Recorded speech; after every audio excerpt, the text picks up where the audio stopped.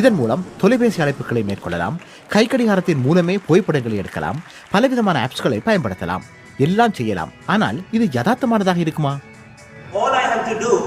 கைய காது கிட்ட கொண்டு போங்க, அப்படியே பேசுங்க, அவ்வளவுதான். பலரை பொறுத்தவரை இது ஒரு செலவு மிக்க சாதனம் என்று நினைக்கின்றார்கள்.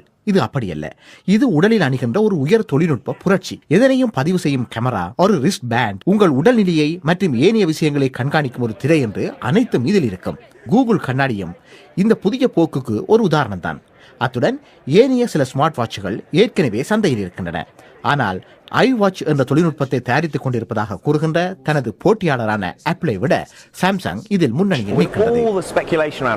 ஆப்பிள் இது போன்ற ஒரு பொருளை தயாரிக்க முயற்சிப்பதாக வதந்திகள் வரும் நிலையில் சாம்சங் தாமும் சந்தைக்கு வர விரும்புகிறது. இது சரியான தயாரிப்பா என்று எனக்கு இன்னும் தெரியாவிட்டாலும் அவர்கள் ஒரு அடையாளத்தை ஏற்படுத்துவார்கள் என்பது நிச்சயம். ஆனால் வாடிக்கையாளர்கள் இப்படியான ஒரு பெரிய பொருளை தமது மணிக்கட்டில் கட்ட விரும்புவார்களா என்பதுதான் இங்கே நிற்கின்ற கேள்வி. உடலில் அணியும் தொழில்நுட்பம் தான் அடுத்த பெரிய விஷயமாக வரப்போகின்றது என்று மொபைல் நிறுவனங்கள் வாதிடுகின்றன.